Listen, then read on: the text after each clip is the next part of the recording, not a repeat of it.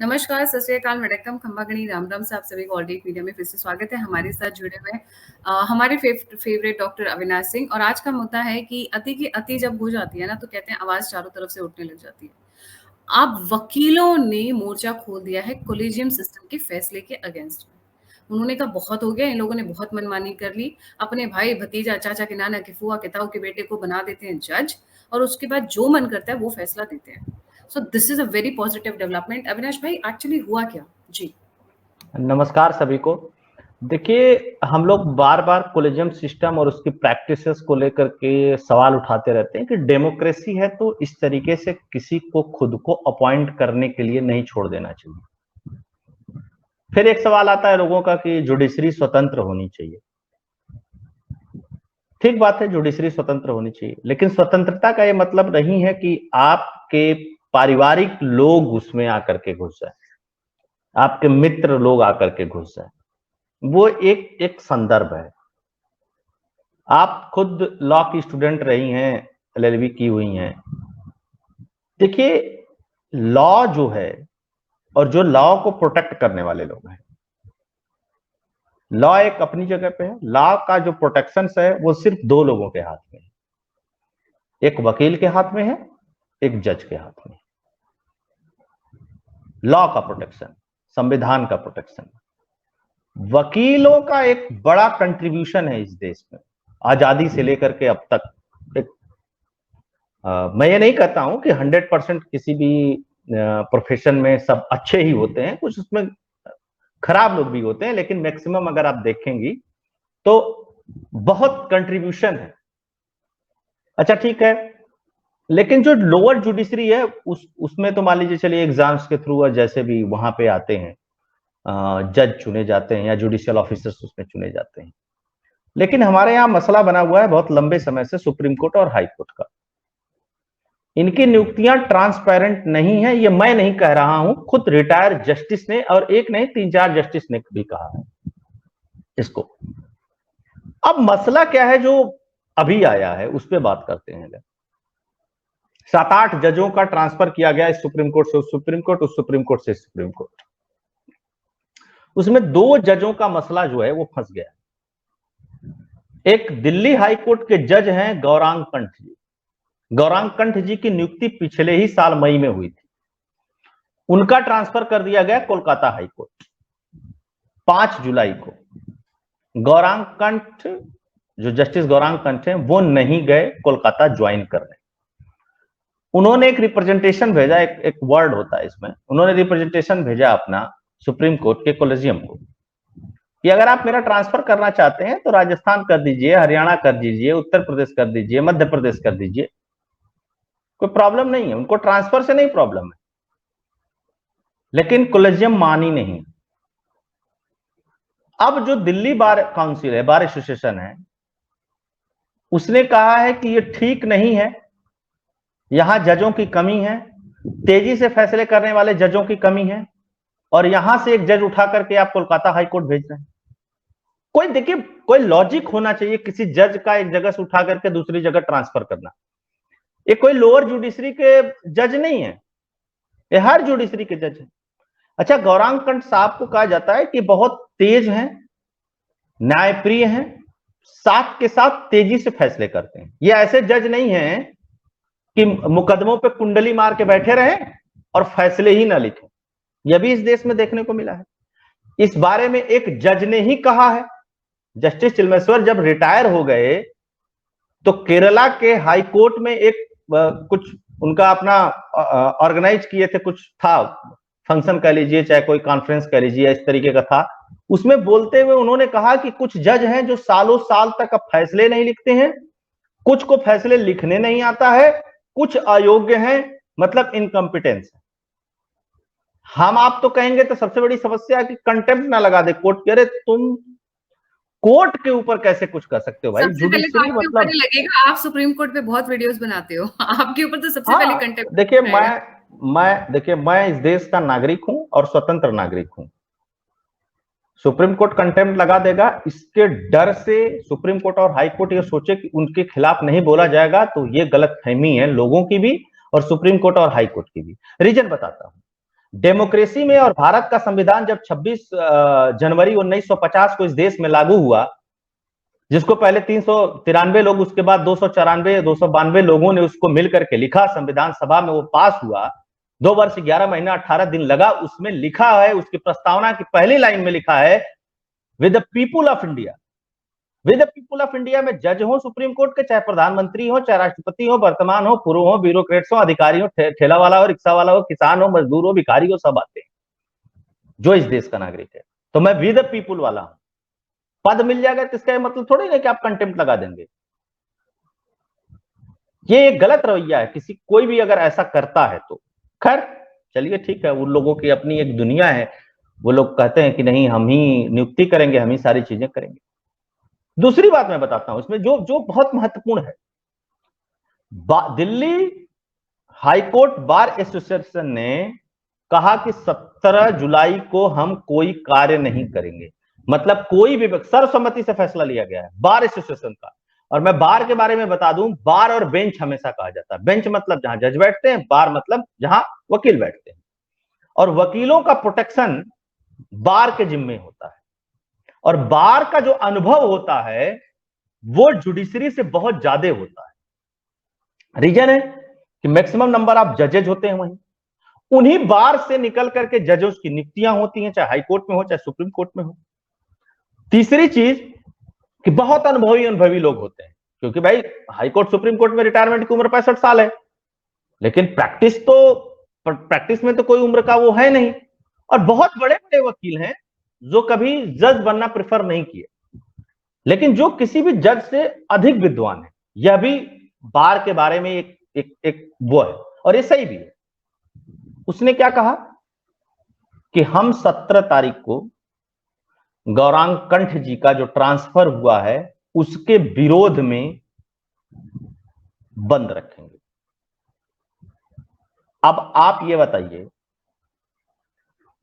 आज तक भारत के इतिहास में मुझे कभी याद नहीं है कि कभी, मतलब 2-4 लोगों ने विरोध कर दिया, किसी ने कुछ कह दिया, किसी ने कुछ टिप्पणी कर दी, वो तो होता रहता है, लेकिन किसी जज के ट्रांसफर में कोलेजियम के रिकमेंडेशन के बाद इस तरीके का कभी बार काउंसिल ने या बार एसोसिएशन ने कभी इस तरीके का काम नहीं किया है, तो विरोध किया। अच्छा, एक तो ये मसला है ही है, इसका तो जो विरोध हो रहा है हो ही रहा है। एक और मसला है उत्तर प्रदेश का। वो मसला क्या है? उत्तर प्रदेश में एक जज हैं डीके सिंह जी, दिनेश कुमार सिंह जी। दिनेश कुमार सिंह जी को माना जाता है कि बहुत न्यायप्रिय जज हैं और बहुत तेजी से फैसला करने वाले हैं। और उत्तर प्रदेश में योगी आदित्यनाथ जी ने बुलडोजर के द्वारा माफियाओं की कमर जो तोड़ी या जो अन्य सारी चीजें की, उसको किनारे रखिए अगर, तो एज ए जज, एज ए इलाहाबाद हाईकोर्ट जज, लखनऊ खंडपीठ में बैठते हैं सब सर डीके सिंह जी, इन्होंने त्वरित फैसले किए। उत्तर प्रदेश में अतीक और मुख्तार के खिलाफ फैसले देने की हिम्मत किसी की नहीं थी। मैं तो खुला कहता हूं ना, सब न्यायप्रिय लोग थे ना। एक कहानी बताता हूं आपको, 2012 में इलाहाबाद हाई कोर्ट में 10 जजों ने अतीक अहमद के, मतलब जो अतीक अहमद का जो मुकदमा है उसको सुनने से मना कर दिया था। 11वां जज जो आए उन्होंने जमानत दे दी थी। ये रिकॉर्ड पे है, आप गूगल कर लीजिए। मैं गायत्री जी बार बार दर्शकों को कहता हूं कि ये यूट्यूब है, यहां कोई कुछ भी फेंक के चला जाता है, तो फेंकने पे मत जाइए। मैं कुछ बोल रहा हूं तो उसको जाकर के चेक भी करिएगा, वो अधिकार है व्यूअर्स का। कि ये डॉक्टर अविनाश आके बैठ करके ऐसी बकवास करता है कि कुछ ठीक बात भी ये सही कह रहा है कि गलत कह रहा है। आप जाकर के केवल ये डालिएगा अतीक अहमद 10 जज हाई कोर्ट, ऐसे डाल देंगे आ जाएगा गूगल। वो दुनिया भर के प्रमुख अखबारों में इंग्लिश हिंदी सब में छपा है। 11वें जज साहब ने क्या किया? जमानत दे दी। 40 साल से इलाहाबाद में गुंडई कर रहा था वो व्यक्ति, लेकिन उसके मामले में कभी भी उसको कोई सजा नहीं हुई। इससे 2 चीजें पता चलती हैं कि जज फैसला देंगे, उसका इंप्लीमेंटेशन का काम है सरकारों का। तो सरकारें मजबूत होती हैं तो जुडिशरी भी अच्छे से काम करती है। ये बताता है, ये दर्शाता है। कानून में, संविधान में जो लिखा है वो चलिए अपनी जगह ठीक है, वो इस तरह काम करता है, उस तरह काम करता है, वो अपनी जगह ठीक है। दूसरी एक बड़ी बात बताता हूं, इस फैसले के ठीक एक साल बाद वर्तमान chief justice of India D Y Chandrachud साहब मुंबई हाईकोर्ट से इलाहाबाद हाईकोर्ट आते हैं चीफ जस्टिस बन करके, और 3 साल इलाहाबाद हाईकोर्ट में चीफ जस्टिस रहते हैं। ये लोग न्यायप्रिय लोग हैं ना, थर थर थर थर कांपते हैं डीवाई चंद्रचूड़ से, सरकारें हिल जाती हैं। मोदी जी तो एकदम नाम है सुनते उसके बाद 5 गिलास पानी पीते हैं। बताते हैं वो सब, हम देखे हैं वो सब यूट्यूब पे, वो सब प्रसून वाजपेयी उस पे, अरे जज साहब आ गए, थर थर थर थर कांपते। 3 साल थे, 10 जजों ने सुना नहीं। चीफ जस्टिस आप इलाहाबाद हाईकोर्ट बनकर के आए थे, साहब आप बता दीजिए ना कि अतीक का क्या कर लिए। प्रत्यक्षम किम प्रमाणम, प्रत्यक्ष को प्रमाण की क्या जरूरत है। मैं किसी के कॉम्पिटेंसी पे सवाल नहीं उठा रहा हूं, लेकिन सवाल तो पूछा जाएगा ना। योगी आदित्यनाथ जी उत्तर प्रदेश में काम कर रहे हैं, इतना बढ़िया काम कर रहे हैं, माफिया यहां थर थर कांप रहे हैं, हाथ जोड़ रहे हैं, तो उसका सबूत मिलता है, दिखता है, लोग फील करते हैं, रहते हैं। तो आपने कहा कि अरे कौन माफिया है भाई इसका 10-10 जजों ने केस सुनने से मना कर दिया, नॉलेज में तो आया होगा, और आप चीफ जस्टिस थे। सबसे बड़ी कोर्ट है मैम, 150 से अधिक जज बैठते हैं इलाहाबाद हाई कोर्ट के में, 2 पीठे हैं, एक इलाहाबाद मेन पीठ और खंडपीठ लखनऊ। लेकिन समस्या क्या थी कि जिस मुख्तार अंसारी के खिलाफ उत्तर प्रदेश के किसी जज की हिम्मत नहीं हुई थी, उसी मुख्तार अंसारी के खिलाफ, उसके बीबी के खिलाफ, उसके बेटे के खिलाफ सुनवाई करके सजा मुकर्रर करने का काम किया था जज डीके साहब ने। तेजी से काम करते थे। मैं आपको एक इनके बारे में एक चीज और बताता हूं। एक बार क्या हुआ, एक दलित वर्ग की लड़की थी, एससी वर्ग की एक लड़की थी, उसने आईआईटी क्रैक किया था, उसकी फीस नहीं जमा हो पा रही थी, वो मसला इनके पास आया था। इन्होंने उस मसले को सुना और अपनी जेब से उस लड़की का फीस भरा।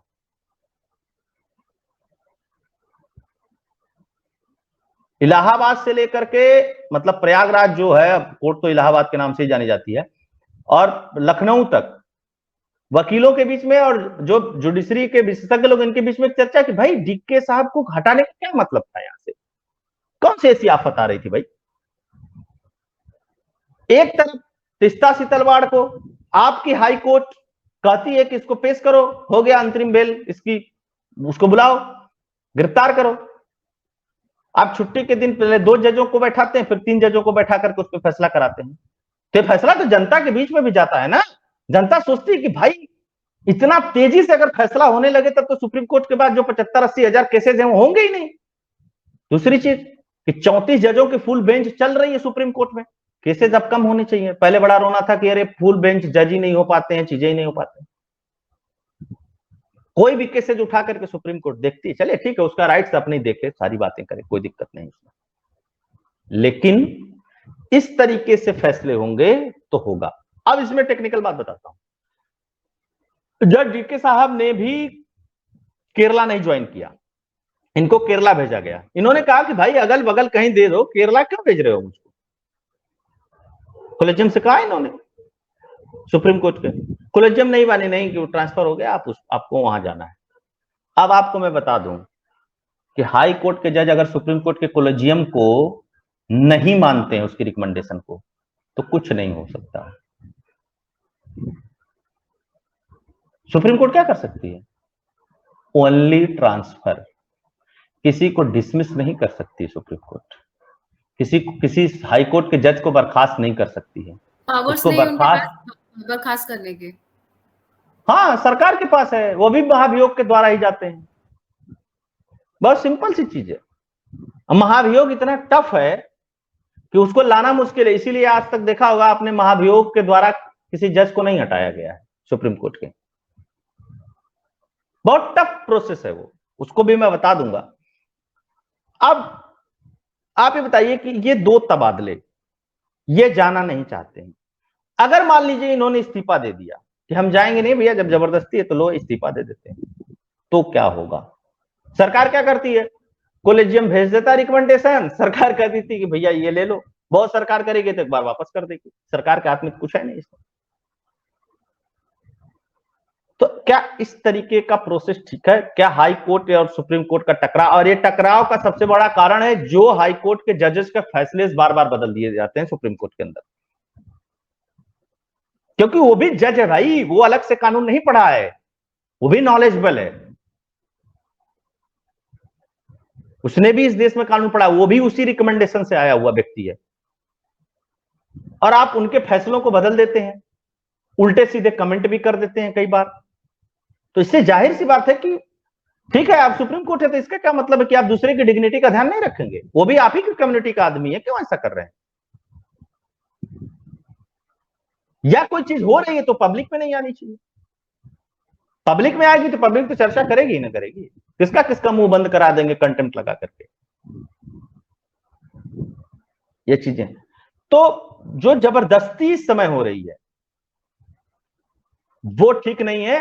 अगर कहीं हाई कोर्ट ने सुप्रीम कोर्ट के इस तबादले वाले फैसले को मानने से इनकार कर दिया तो एक बहुत बड़ी समस्या उठ जाएगी, और कहीं ना कहीं डायरेक्टली इनडायरेक्टली कोलेजियम सिस्टम के खिलाफ ही आवाज है। चलो मोदी साहब ने तो एनजीएसी लाया, आपने नहीं माना, आपने कहा ये बहुत बेहतर है, वो बहुत बेहतर है, तब करिए, क्या कर सकते हैं? लोअर जुडिशरी थोड़ा ही नहीं कि बर्खास्त कर देंगे उसको। सुप्रीम कोर्ट और हाई कोर्ट के जजों को हटाने का एक ही तरीका है, और वो तरीका सरकार के पास है।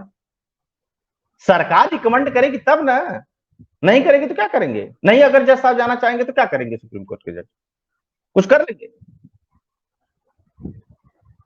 और न्यायिक व्यवस्था में चलिए लोअर जुडिशरी में बहुत सारे पावर्स नहीं होती है, बहुत सारे मिस्टेक्स कर सकते, और सबसे बड़ी बात है कि जितने जज ट्रांसफर किए गए हैं 6-7, इन्होंने इतने माइलस्टोन फैसले दिए हैं, मैं आपको बताता हूं गायत्री जी, इतने माइलस्टोन फैसले दिए हैं कि उन फैसलों की चर्चा पूरे देश भर में हुई है, रेफरेंसेस के तौर पे यूज किए जाते हैं।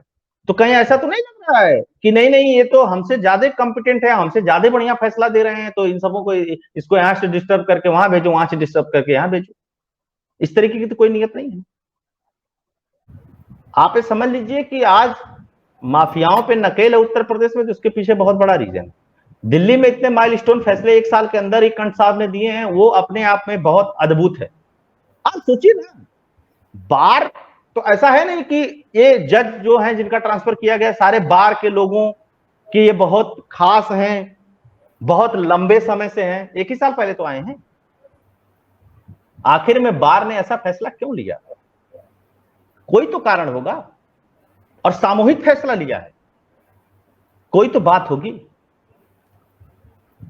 अब सुप्रीम कोर्ट कहेगा अरे हम एक बार बदल देंगे तो हमारी बेइज्जती हो जाए। डेमोक्रेसी में प्रधानमंत्री हो, राष्ट्रपति हो, सुप्रीम कोर्ट के जज हो, मुख्यमंत्री हो, टॉप ब्यूरोक्रेट्स हो, बेइज्जती नहीं होती भाई किसी की। ह्यूमन है, गलती हो जाती है, वो कोई बहुत बड़ी बात नहीं है, लेकिन उस गलती के बाद भी उसमें सुधार न होना, यह सबसे बड़ी गलती है।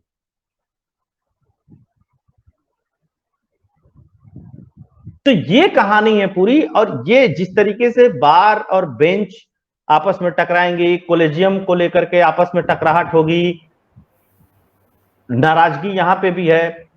लखनऊ खंडपीठ में भी मैं बहुत सारे वकील हैं, मित्र हैं, जानते हैं, मैंने उनसे फोन लगा के पूछा भी, उन्होंने कहा अरे यार इतने बढ़िया जज हैं।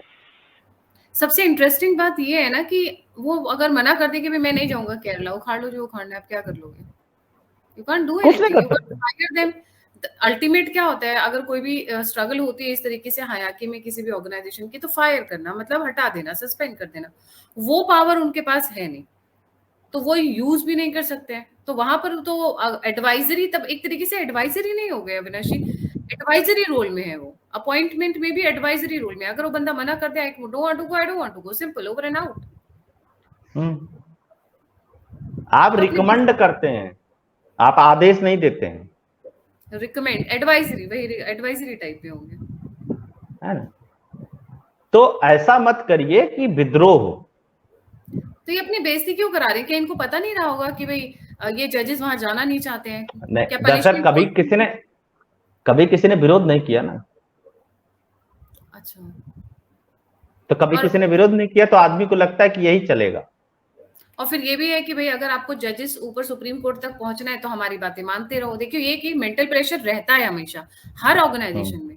छोटा वाला ठीक बात इसलिए है। दबता है कि उसको लगता है कि भाई आज नहीं तो कल नहीं तो परसों मेरा नंबर भी आएगा। अगर मैं आज कुछ रिलेशंस खराब कर लूंगा तो वो नंबर कभी नहीं आएगा।